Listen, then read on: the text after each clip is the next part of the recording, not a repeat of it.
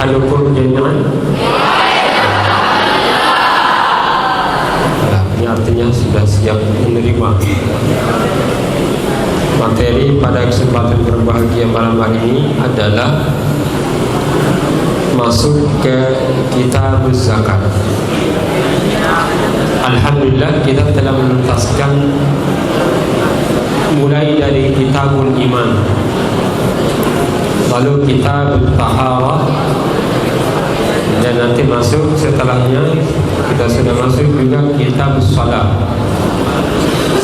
dan yang terakhir ini kitab tentang salatul jamaah dan salatul jumu'ah. Ini kalau dua bab ini sudah dikuasai, ini luar biasa sekali. Jadi mulai daripada kitabul iman sampai dengan kitab salat yang merupakan puncak atau pilar utama. Dua pilar utama ini adalah inti agama daripada 5 inti. 5 pilar. Apa pilar pertama dalam agama kita? Bunyan Islamu ala khams. Yang pertama asyhadah, syahadatu an la ilaha illallah. Yang kedua adalah wa iqamis shalah. Ini dua ini merupakan pilar utama dari kelima pilar itu. Selain pilar akidah, itu adalah bahasan kitabul iman. Dan kedua adalah dia adalah masalah as-salat yang diawali dengan kitabul taharah. Dari segi kemampuan keilmuan, kalau ini sekali lagi di kitab himpunan putusan tarjih Nanda semuanya itu bisa menguasai, itu sudah sangat luar biasa. Oleh karena itu memang selain pembacaan dan pengkajian kitab seperti ini adalah ikhtiar untuk menghafalkan matan dan argumen masing-masing.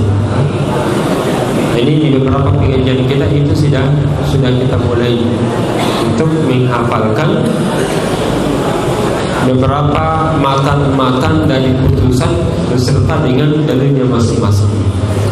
Nah, sekarang kita akan masuk ke dalam kitab az-zakah. Kitab az-zakah ini diputuskan dalam Muktamar Muhammadiyah yang ke-31 di Yogyakarta. Kitab zakat yang artinya secara bahasa adalah bersih, karena membersihkan harta, membersihkan jiwa, bahkan sangat dekat dengan orang yang lemah. Zakat secara bahasa juga bermakna an-numu. An-numu apa artinya numu? Bertambah, tumbuh. Ya. Jadi an-numu adalah tumbuh. Kan harta yang dikeluarkan itu berkembang, tumbuh dengan baik.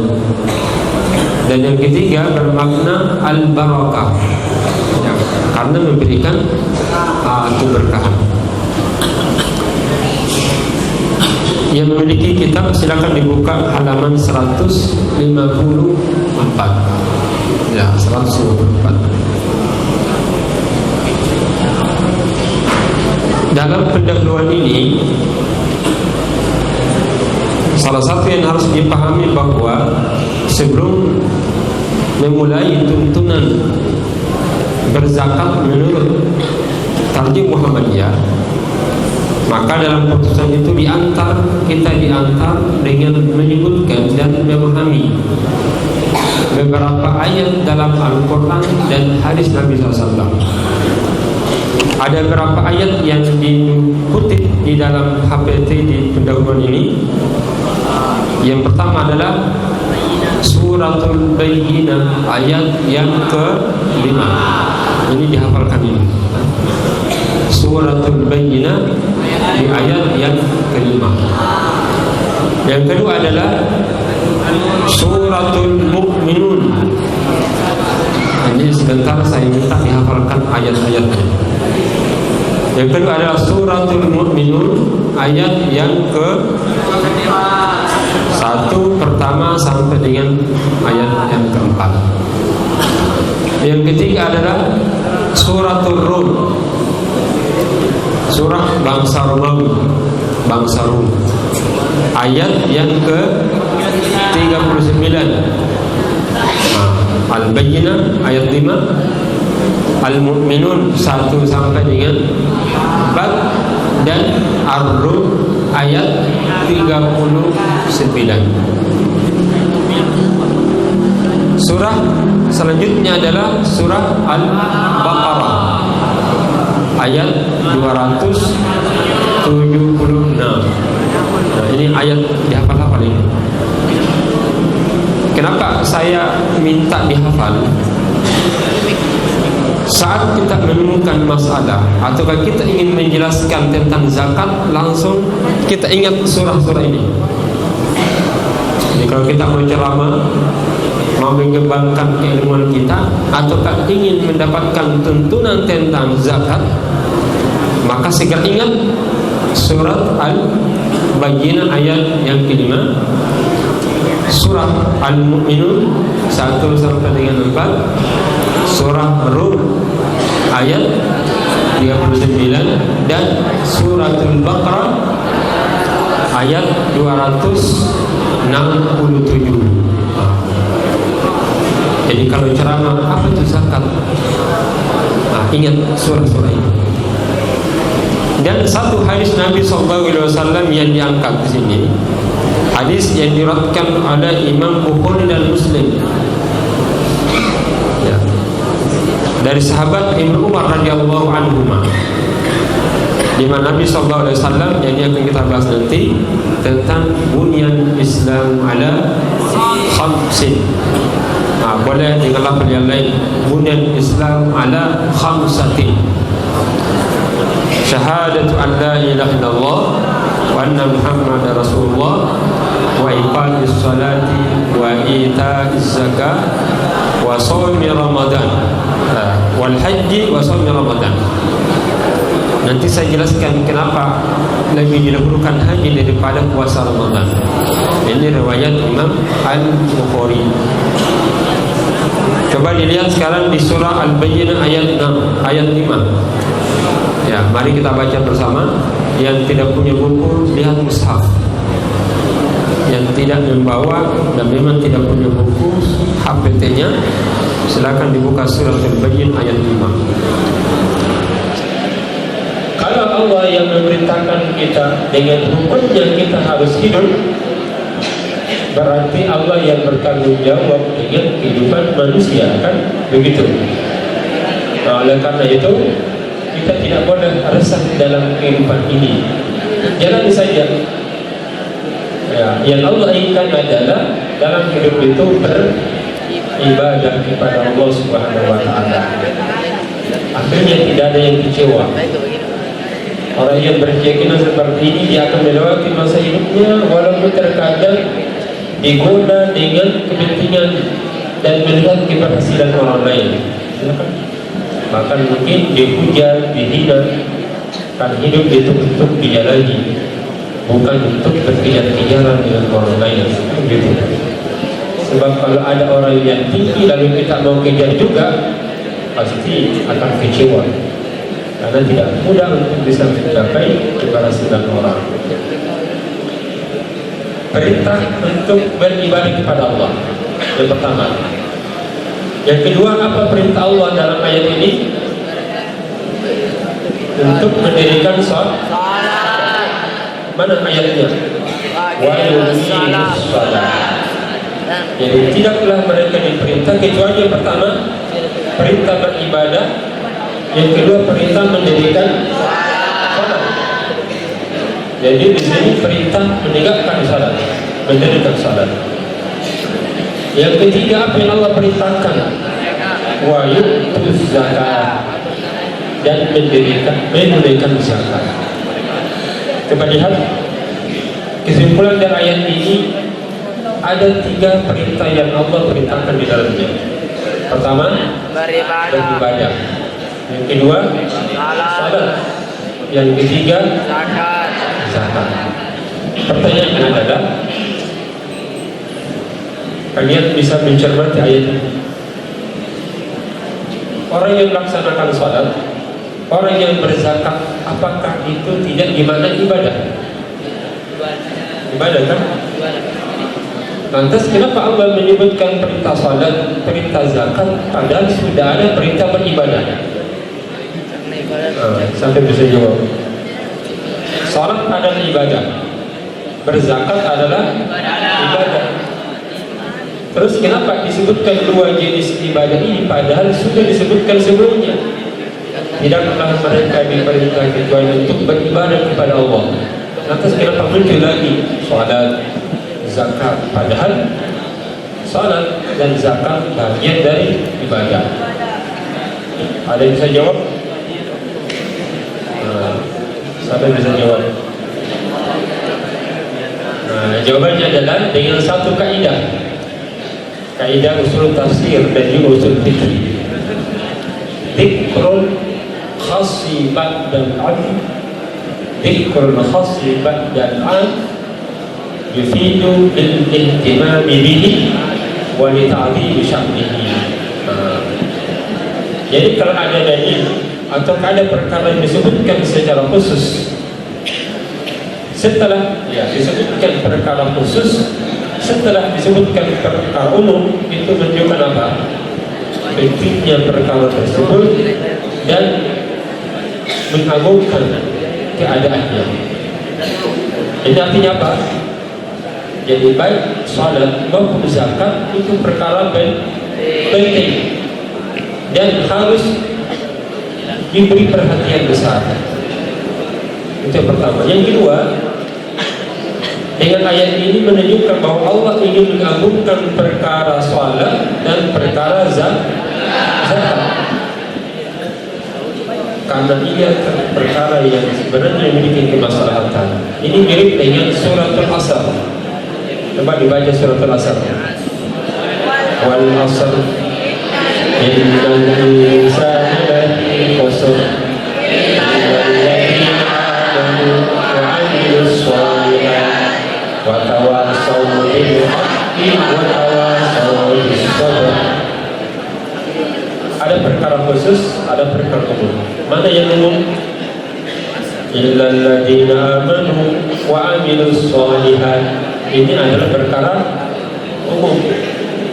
Mana perkara khususnya? Wa tawassaw bil haqqi wa tawassaw bis sabr. Bernasihat di dalam kebenaran dan sabar itu adalah masuk kategori amal soleh atau tidak? Tidak masuk. Tapi kenapa disebutkan lagi? Padahal sudah ikut dan termasuk dalam jenis amal soleh. Karena Allah menginginkan kita ini memberi perhatian besar dalam perkara dakwah. Karena banyak orang yang melupakan dakwah. Pertama. Yang kedua, dalam surah ini Allah ingin mengagungkan, ingin membesarkan perkaranya dalam ayat ini tentang dakwah. Ya. Walaupun dia sudah masuk kategori amal soleh, tapi disebutkannya setelahnya sebagai rincian. Jadi kena dengan zakat ini. Zakat adalah perkara penting dan harus diperhatikan dan diagungkan oleh Allah Subhanahu wa taala. Makanya diakhiri dengan kalimat wadzalika dinul qayyimah. Dan itulah agama yang lurus, pilar agama yang utama. Baik. Jadi kita sudah pahami surah Al-Bayyinah menunjukkan akan perintah berzakat. Ya. Yang kedua surah Al-Mu'minun. Ya, coba kita bersama baca semua. 1, 2, 3. A'udzu billahi minasyaitonir rajim. Qad aflahal mu'minun alladzina hum fi salatihim khashi'un.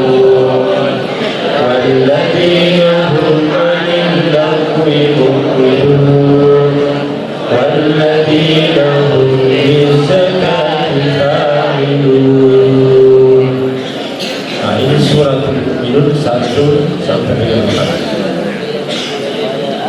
Apa kaitannya surah Al-Mu'minun ayat 1 dengan kitab zakat?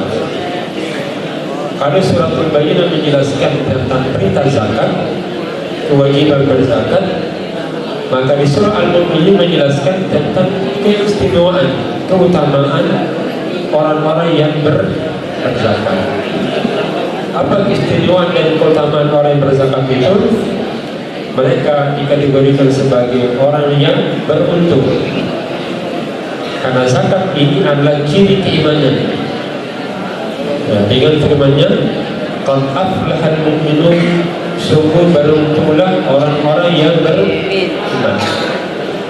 Siapa mereka orang-orang yang beriman yang mendapatkan keberuntungan itu? Yang pertama, alladzina hum fi shalatihim khashi'un. Orang beriman yang beruntung itu adalah mereka yang khusyuk di dalam salatnya. Apa artinya khusyuk di sini? Mereka yang mampu membangun, menjaga, merawat komunikasi dirinya dengan Allah pada saat dia salat. Maka di dalam salat itu perlu ada dialog dengan Allah. Kita berkomunikasi. Maka perlu tunduk. Mata kita tunduk, hati juga kita tunduk, dan anggota badan ini juga harus tunduk. Jangan salat nengok kiri kanan, tangannya goyang kiri kanan, menggaruk yang tidak gatal. Ini artinya tangan, mata, dan kakinya ini tidak khusyuk. Kenapa? Karena melakukan gerakan-gerakan yang mengganggu khusyukan salat. Yang kedua adalah walladzina hum 'anil lagwi mu'ridun. Di antara sifat orang beriman yang mendapatkan keberuntungan itu adalah mereka yang selalu menjauhkan dari perkara-perkara yang tidak bermanfaat. Jangankan yang tidak bermanfaat, yang bermanfaat saja bagi orang beriman itu dilihat mana yang lebih utama. Kan bermanfaat, ada yang lebih bermanfaat, maka diambillah yang lebih bermanfaat. Apakah memang tidak bermanfaat, maka dihindarkan. Baik, yang ketiga, siapa orang-orang yang beriman yang beruntung itu? Walladzina hum bizzakati fa'ilun, yaitu orang-orang yang melakukan zakat, orang-orang yang menunaikan zakat. Mana syahidnya dari ayat ini? Nah, ini terakhir, bahwa orang yang berzakat itu oleh Allah ditetapkan sebagai orang-orang yang beruntung, karena hanya orang-orang yang berzakat ini yang akan mendapatkan keimanan yang sempurna. Jadi salah satu ciri kesempurnaan keimanan itu adalah mereka yang senantiasa berzakat. Ya. Baik, jadi surah Al-Mu'minun, apa punya surah Al-Mu'minun di sini? Surah Al-Bayyinah perintah zakat, sedangkan surah Al-Mu'minun keutamaan orang yang gemar berzakat dengan mendapatkan predikat orang-orang yang beruntung. Apa tanda dan indikator keberuntungan itu? Kalau dia belajar, dimudahkan oleh Allah. Urusannya dimudahkan oleh Allah. Rezekinya dilapangkan. Cita-citanya terwujud. Kepemimpinannya berhasil. Apapun yang dia lakukan itu pasti akan mendapatkan keuntungan. Nah, sebagai ulama ilmi, apa kerjanya orang yang belajar? Dia belajar. Maka orang yang suka berzakat, kaitannya dengan ilmu itu sangat mudah kita dapatkan. Berhasil dalam berilmu.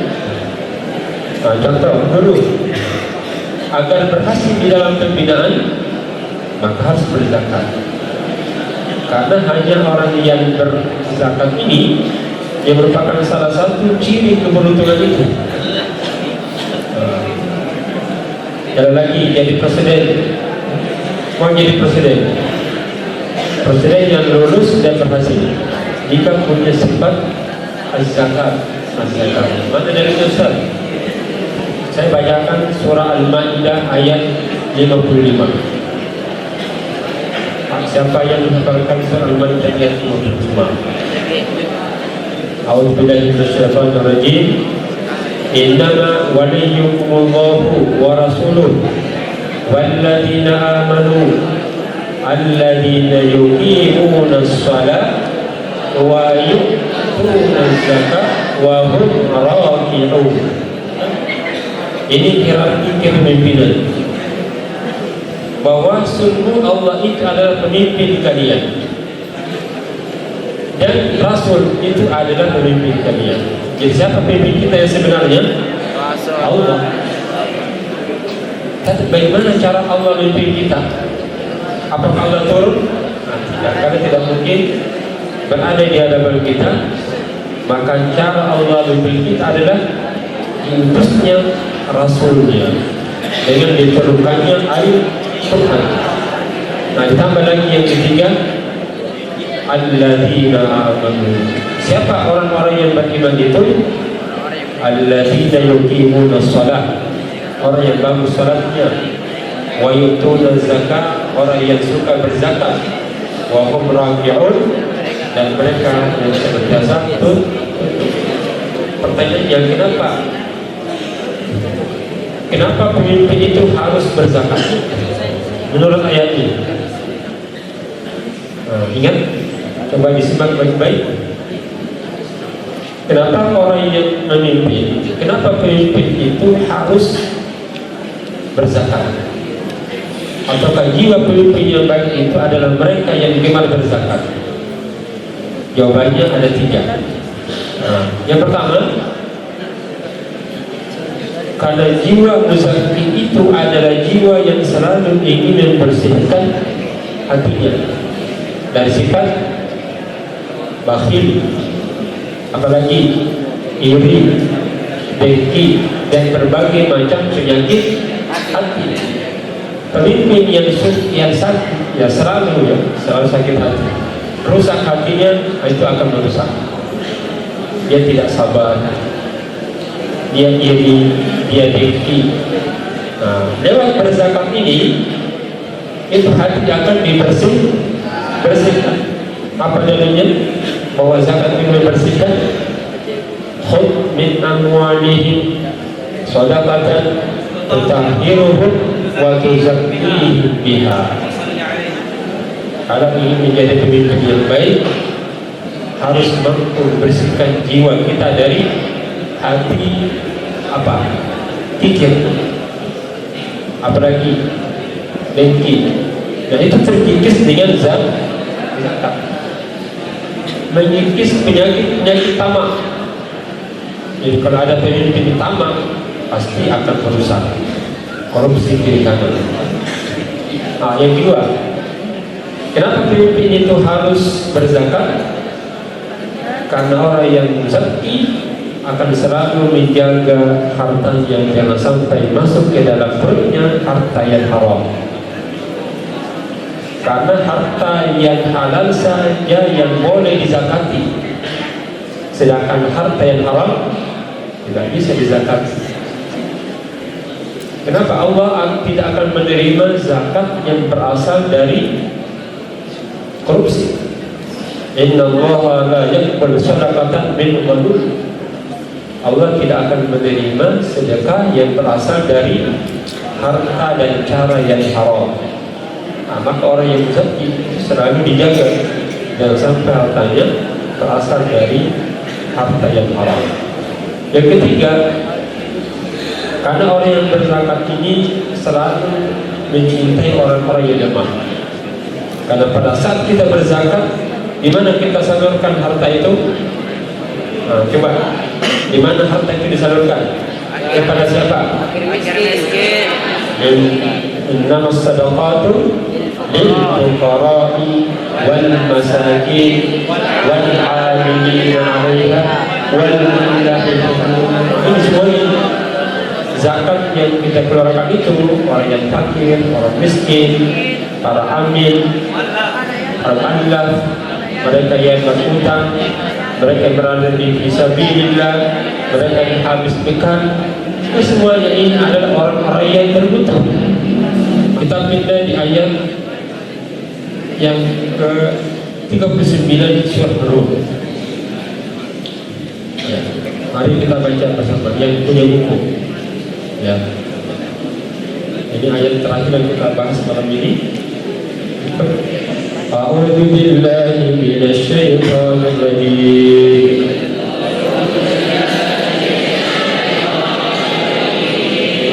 Wa ma ataitum min riban liyarbuwa fi amwalin nas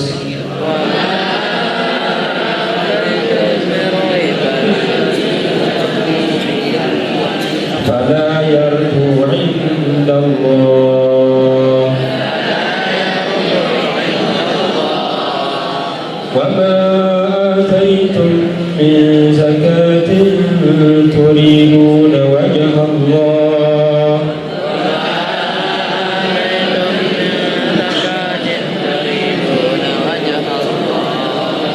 fa ulaika humul mudhifun.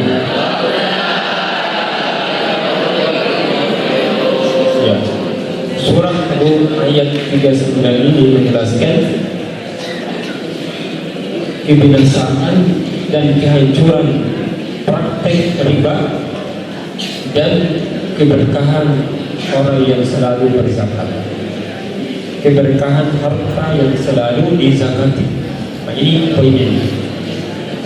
Hati-hati yang kita bertransaksi secara ribawi dan semangat untuk berzakat, karena dengan zakat itu harta akan dilipat gandakan Allah. Allah akan bersihkan, Allah akan tumbuhkan, dan Allah akan kembangkan harta yang dizakati. Nah, coba kita lihat. Wa ma ataitum min riba. Jadi apa saja hasil usaha kita secara ribawi, lihat huwa fi amwalin nas, yang bermaksud agar harta itu bertambah. Ada harta manusia itu fala yanbu 'inda Allah, itu sebenarnya tidak bertambah di sisi Allah. Jadi terkadang kita bertransaksi pada orang agar bertambah harta kita. Misalnya kita pinjam duit, seseorang meminjamkan harta 1 juta. Agar harta 1 juta yang ada sama orang itu bertambah jumlahnya, maka biasanya dia minta ditambah ketika dikembalikan. Saya pinjamkan Anda 1 juta, tapi dikembalikan dengan jumlah 1,2 juta. Bertambah tidak? Bertambah. Dari 1 juta menjadi 1,2. Kata Allah, fala yanbu 'inda Allah, itu sebenarnya tidak bertambah di sisi Allah, tapi akan berkurang, bahkan hancur. Menurut kita bertambah, tapi hakikatnya berkurang, bahkan habis. Berbeda dengan sebaliknya dengan perkara zakat. Wa ma ataitum min zakatin, apa yang kamu berikan dalam bentuk zakat, turiduna wajah Allah, dengan berharap wajah Allah. Apa artinya berharap wajah Allah di sini? Yang belum tahu apa artinya berharap wajah Allah? Di antara nikmat Allah yang Allah berikan kepada manusia nanti pada hari kiamat adalah ketika diberi kesempatan bertemu dan melihat wajah Allah di akhirat. Ya kan? Tidak ada hijab antara manusia dengan Allah, dan Allah melihat kita dan kita melihat wajah Allah. Itu adalah nikmat surga yang tertinggi. Yang artinya kalau kita beramal mencari wajah Allah adalah beramal dengan amal itu kita berharap Allah memberikan nikmat bisa bertemu dan melihat wajah Allah di dunia tidak akan mungkin bisa dilihat. Inna Allah Subhanahu wa ta'ala adalah Khaliq. Ya, latifun, dia adalah khadir. Manusia tidak mampu melihat wajah Allah di hari di dunia ini. Dan ada kesempatan. Wujuhun yawma idzin nadhirah ila rabbiha nadhirah. Wujuh yawma idzin nadhirah ila rabbiha nadhirah. Hari kiamat manusia berseri-seri wajahnya di mana ia melihat kepada Allah Subhanahu wa taala. Nah, siapa yang berzakat dengan berharap bertemu melihat wajah Allah nanti di akhirat, itu berarti tujuan ibadahnya akan mendapatkan balasan di akhirat itu. Faulaika humul mudhifun, mereka itu yang akan mendapatkan melipat, Allah akan melipat gandakan pahalanya. Ini bisa dimaknai harta yang kelihatan berkurang. Misalnya kita zakat 100 juta rupiah harta kita, lalu dikeluarkan karena sudah mencapai nisab 2,5%. Berarti berapa yang dikeluarkan 100 juta? 2,5 juta. Berkurang tidak harta kita? Berkurang kelihatan, tapi di sisi Allah bertambah. Kalau balik, kalau riba bertambah kelihatan, hakikatnya berkurang. Zakat kelihatan berkurang, hakikatnya bertambah. Kita mau mengambil mana? Bertambah menurut kita, tapi sebenarnya berkurang. Berkurang menurut kita, tapi sebenarnya bertambah. Maka pilih. Nah, pilih. Karena kenapa? Penglihatan kita ini terbatas, hanya melihat yang tampak-tampak saja, dan itu dapat dilihat dengan kacamata keimanan. Apa contoh riba itu? Tadi saya jelaskan. Kalau beri bantuan pinjam-meminjam, diminta lebih daripada yang dipinjamkan. Ada satu kisah, ya, ini kisah seorang sahabat namanya Abu Dzar. Suatu saat seorang sahabat ini, ketika sahabat Abu Dzar itu datang kepada Nabi membawa satu piring. Kira-kira kalau sahabat datang kepada Nabi bawa piring, apa isinya? Roti atau biskuit atau kurma asam. Kenapa kurma yang dibawa? Ya, karena rotinya ya biasa-biasa. Kurma itu adalah termasuk jenis makanan yang berkualitas, buah yang sangat berkualitas, maka dibawalah. Seorang sahabat namanya Abu Dzar datang membawa satu piring yang berisikan kurma. Kurma yang dibawa ini adalah kurma yang berkualitas, kurma yang sangat bagus. Kalau kurma yang berkualitas bagus, apa namanya biasa? Siapa penjual kurma di sini? Kurma ajwa, atau kita biasa namakan kurma Nabi. Ya, kurma Nabi. Jadi sahabat Abu Dzar al-Ghifari, Abu Dzar yang membawa satu piring yang berisikan kurma, ternyata ditegur Nabi, ya Abu Dzar, kamu ini bawa kurma dengan kurma yang sangat bagus. Padahal yang saya tahu kurma kamu ini kualitasnya tidak bagus. Jadi tahu bahwa kebun Abu Dzar ini, kebun kurmanya tidak menghasilkan buah yang bagus. Sehingga ketika datang heran Nabi SAW, ya Abu Dzar, setahu saya kurma kamu itu hasilnya tidak bagus, tapi yang kamu bawa kenapa yang bagus? Apa kata Abu Dzar dengan senyum, ya Rasulullah SAW, tadi ini saya tukar. Saya sudah tukar dengan kurma yang bagus. Saya punya kurma mungkin sekitar 2 kilo. Saya tukar dengan petani yang lain dengan 1 kilo kurma yang bagus. Harapannya apa? Kan adil. Ini bagus 1 kilo. Kalau ini kurang bagus, ya 2 kilo. Seimbang tidak? Ternyata seimbang. Apa kata Nabi? Ya Badar, kan arbaita, sungguh kamu telah melakukan praktek riba. Kenapa ya Rasulullah? Kalau bertukar sesuatu maka harus sama. Al-fidda bil-fidda, tamaran bi-tamri, masalan bi-misli. Jadi kalau bertukaran maka harus sama, timbangannya juga harus sama. Ini 2 kilo, ini 1 kilo, berarti ada 1 kilo yang lebih, maka kelebihan kilo ini disebut dengan riba. Ya. Ini misalnya roti hanya 1 jumlah. Kalau 1 biskuit, kemudian ada lagi 2 biskuit yang lain. 1 ini mahal, 2 biskuit ini murah.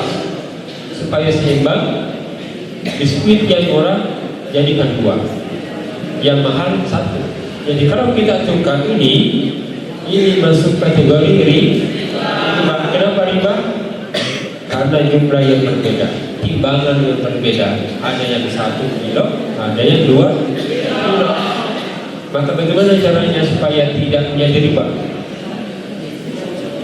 Kurma yang tidak bagus kualitasnya itu yang dijual dulu, lalu hasil dari 2 kilo itu baru kita beli 1 kilo yang baik.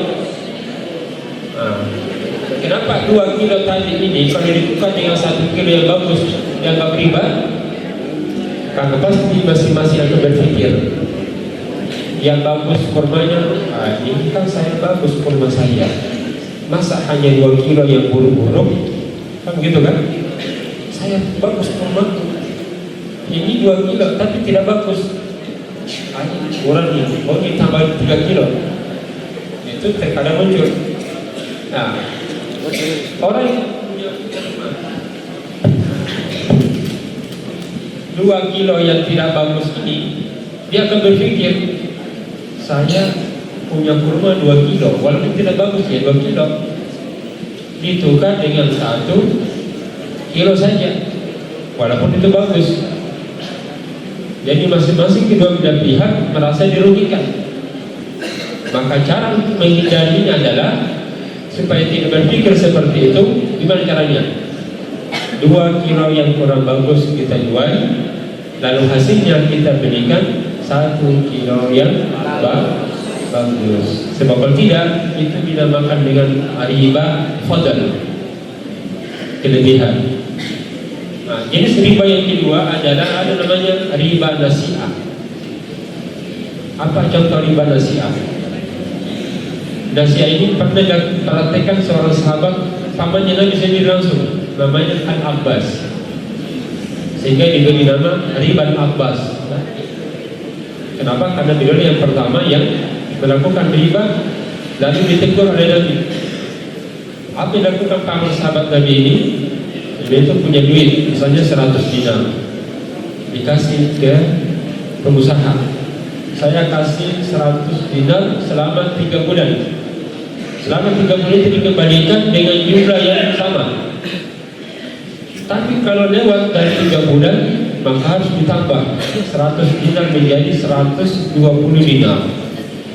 Maka tambahan dari 100 dinar menjadi 120, karena lewat dari jangka tempohnya ini, waktu tempohnya, maka disitulah ribanya.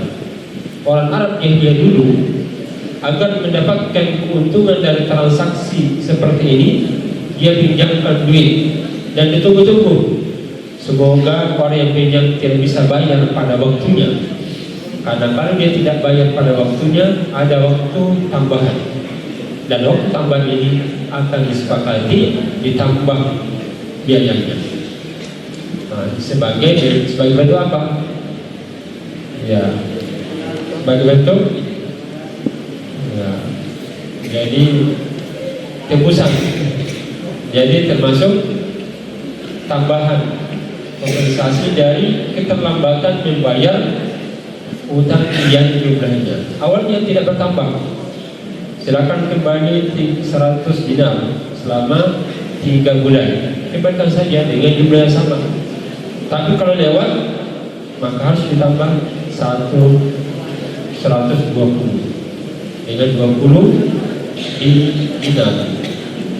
Makanya seperti tadi orang Arab kalau dia berhutang berharap orang yang berhutang itu tidak bayar pada waktunya supaya bisa bertambah. Ini namanya riba nasi'ah. Orang yang seperti ini akan mendapatkan ancaman dari Allah untuk diperangi mereka. Ya ayyuhalladzina amanu taqullaha wa dharu ma baqiya minir riba in kuntum mu'minin. Fa in lam taf'alu fa'tanu biharbin minallahi wa rasulih. Oleh karena itu ingatkan orang tua masing-masing dan semuanya agar menghindari praktek riba, sebab kalau tidak itu yang akan dimakan. Seharusnya adalah zakat harta yang kita miliki ingatkan juga orang tua agar tidak melupakan hartanya yang sudah mencapai di hisab. Ingatkan, Pak, berapa kita di bank atau dipersatukan di muamalat, kalau sudah mencapai 100 juta maka wajib dikeluarkan zakatnya berapa? 2,5%. Kalau sudah dimiliki selama 1 tahun. Ya. Baik, saya kira demikian Anda semuanya.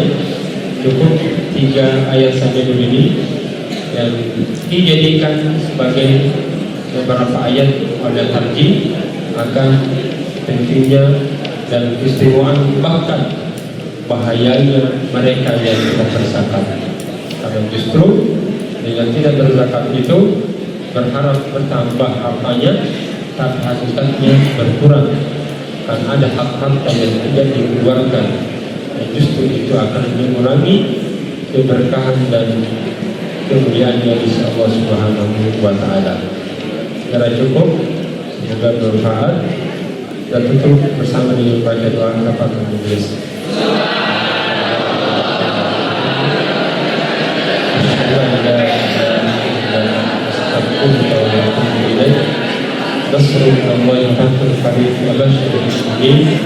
Assalamualaikum warahmatullahi wabarakatuh.